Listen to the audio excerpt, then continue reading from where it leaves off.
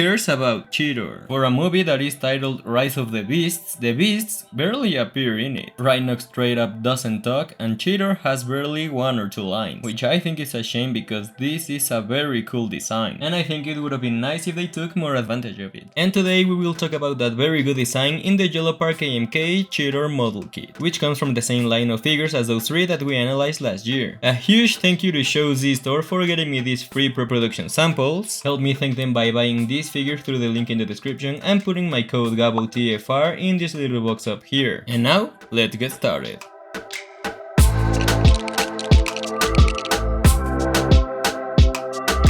As with the previous 3 figures, and as you could see in the unboxing livestream, this figure takes no more than 10 minutes to assemble, and the resulting figure looks really good. Just look at how well detailed it is. That, as we've said before, is something easier to achieve if your figure doesn't transform, but that doesn't change the fact that it recreates the CGI design in a very good way, that we saw for like 20 seconds in the movie. The figure is cast in a yellow plastic for the armor parts, as well as a gunmetal gray for the mechanical interior, and we also have painted details on top of both, such as the cheetah spots and silver paint in some areas of the armor, and they both look great. Plus, the amount of mechanical detail that is hidden under those armor panels is just crazy, and unfortunately a lot of it is covered by said armor, but even so, a good amount manages to peek out here and there. And as we've said before, these model kits are quite flat in terms of paint, but that's for you to make some customs if you want to. He also has a maximal insignia in his chest, which they kind of stretch a lot horizontally for some reason, but it doesn't look bad. But yeah, overall I think this figure looks very good. And now I get why the Studio Series Cheetor has these claws in the hands, besides for transformation. It's to recreate this look from the CGI design, and I must say I like it much better here, obviously. Although be careful,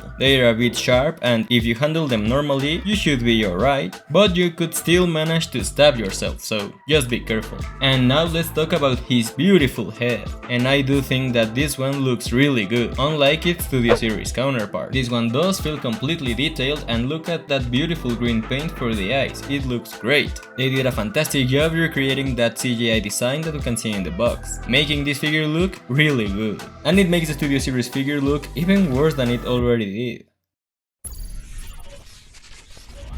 Alright, let's talk about accessories. Remember how last time we were a bit annoyed that Prime and Bumblebee didn't come with anything beyond those hands? Well, more or less the same thing happens here. We only have 3 pairs of hands, the semi-open fists that are used to hold his accessories. He also has these semi-relaxed open hands that are useful for some dynamic poses. And finally these open but like tense hands. I don't know if they're supposed to be like that Black Panther pose or something like that. Now the hands not only bother me just because their poses are not the best, but why add so many interchangeable hands and not simply some articulated hands? I think that with the amount of plastic they use for each pair of extra hands, they could have better made extra pieces to articulate the hands. And the reason why all of this is even more confusing is because, as we'll see in the next review of Scourge, he does come with articulated hands, and the inconsistency is a little bit frustrating. Why does Scourge have them and not anyone else? Is making extra pairs of hands cheaper than including an articulated pair? Maybe, but at least in that case I would like to have more useful poses. But anyway, it also comes with its 2 spears that can be connected on each hand, and it looks wonderful. And obviously you can connect them in the middle to make its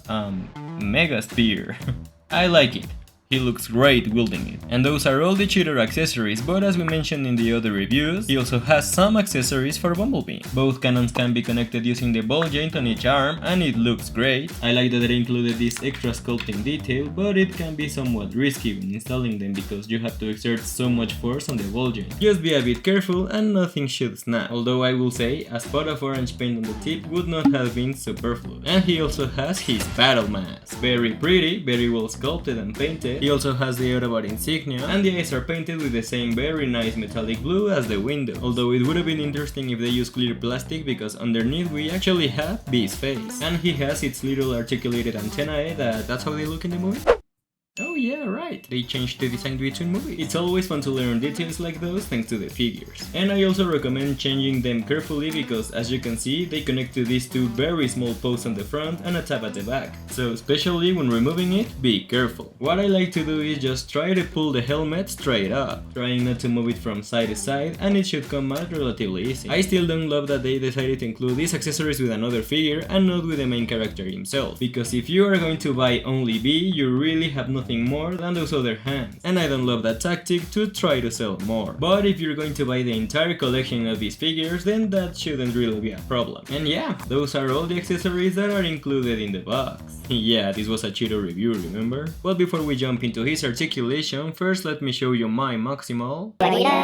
And here we have Bagheera. You're looking here. Here.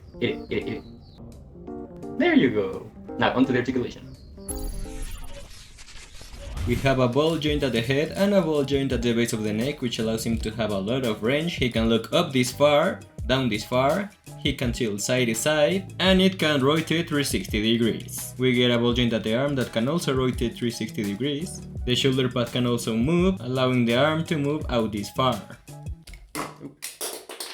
Be careful there. It can reach about this far before popping it up. This small piece can rotate for some reason. Bicep rotation, more than 90 degrees on this double jointed elbow, and you can see that there's a very small organic mechanism in there, but it's barely noticeable. And we got ball joints at the wrists. The torso is connected with two hinges, one moves forwards and the other one moves sideways, allowing it to have almost as much range as if it was in a ball joint, including rotation. He can arc this back far, and he has a very slight ab crunch, and also a waist rotation. The legs are on these very nice double joints that allows him to kick this far forwards, and he can also kick about back this far. He has a nice split, the butt plate is connected in a ball joint, thigh rotation, a very nice looking double jointed knee, and finally the foot can rotate, it can move up and down. Oop, this back piece can unplug very easily. A very nice ankle pivot, and finally the foot can bend up and down right in the middle.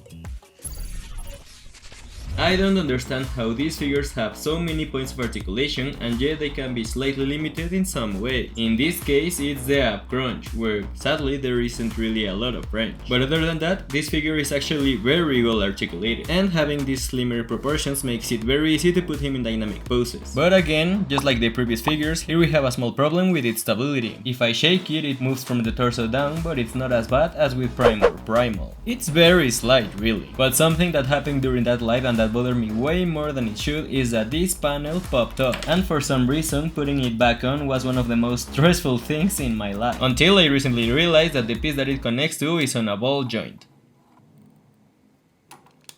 As easy as that. I just wanted to mention it in case it happens to any of you, so that you don't spend 2 months trying to figure out how to put it back. You're welcome. But yeah, that's pretty much all I really wanted to say regarding this figure. It's a very good representation of a very cool design that unfortunately did not have more time to shine on the screen. It looks very good, it has really nice articulation, it has okay accessories, although it has some that improve one of their previous figures. And all in all, it's a very solid package at a very good price. So why don't we wrap things up with a very quick size comparison. Here he is with SH Figure Arts Iron Man, Masterpiece Movie Bumblebee, Unique Toys Optimus Prime, my previous review Alien Attack King of Cavaliers. Here he is with the KO Masterpiece Cheetor, and both figures look excellent in my opinion, each being an excellent representation of their respective continuities.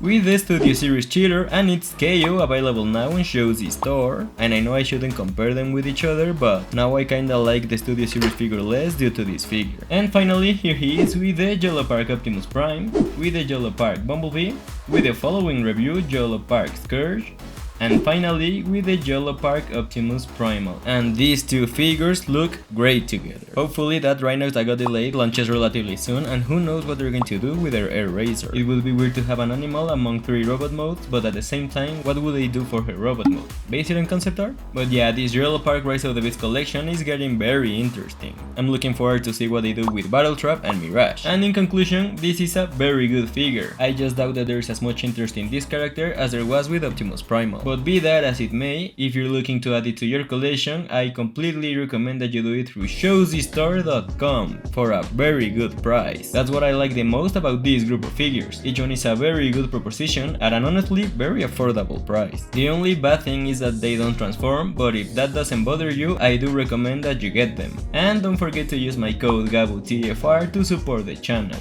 Links in the description. And now let's get to the final rating of this figure, and I will give it 4.5 stars. Honestly, if they had included articulated hands, or at least some with good poses, he would have gotten all 5 stars. But even so, it is a very good figure of a very good design, and being completely honest, I do recommend him. You'll just have to decide if Cheetor is worth that price for you. Thanks so much for watching this review, I hope you liked it, and I'll see you in the next review of the model kit of Yolopark Scourge. See ya!